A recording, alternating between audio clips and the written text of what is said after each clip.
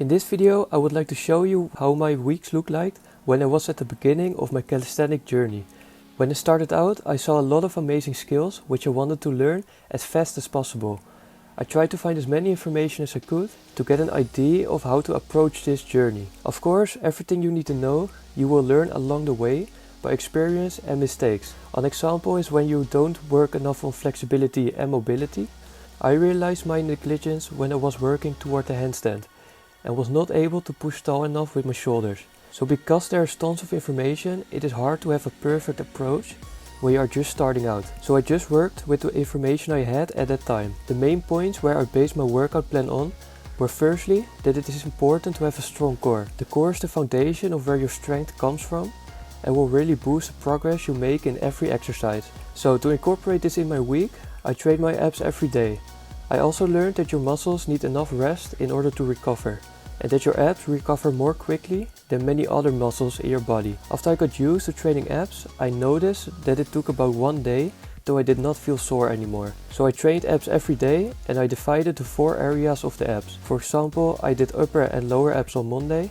Then the day after I would train the middle abs and obliques. I often switch these combinations by doing upper abs with obliques, middle abs and lower abs, and so on. At first I did this first thing in the morning, but I felt that it was hindering my main workout, which I did later on the same day. Because my abs were still sore, I felt that I couldn't give 100% for my main workout. So I scheduled my ab routine in the evening. This way I could do my main workout before, in the morning or afternoon. The second main point which I learned is that it is important to work on mastering the basics, meaning push-ups, dips, pull-ups and squats. This will get you used to working out with your own body weight and will prepare you for more difficult exercises, because it makes you go to the progression more quickly with less chance of injury. Before I started with calisthenics, I was already going to the gym for about 2 months. There I noticed that the push-pull leg workout plan is one that was most used at that time. So I decided to base my schedule on this plan, except that I changed it to pull-push legs. This workout plan was ideal also because I didn't have to account for skill training yet, which is a little more difficult to schedule.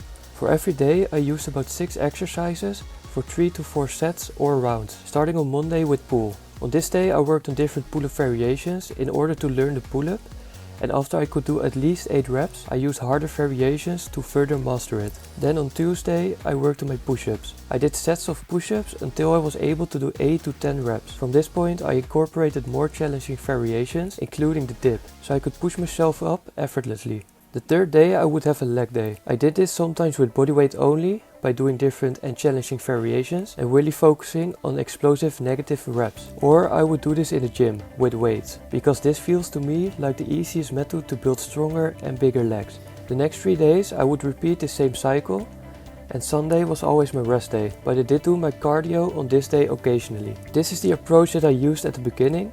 I worked on the basics till I was able to do at least 25 push-ups in a row and 10 pull-ups in a row. At this point I incorporated some skill training into my workouts, and that is where my workout plan changed and where it really started to get exciting. The split I used, combined with the high volume of ab training, really boosted my fitness level. Next to my workouts I made sure that I was eating enough calories and protein, and I saw progress almost every week. The only thing that I would change now is that I would have done more mobility work. For example, just before you are going to sleep. Not because it affected me at that time, but after a year or so, I realized how not flexible I was, which was very frustrating. Also, fixing this took me more than a year. If you found this approach helpful, like and subscribe and comment your opinions, and I will see you in the next video.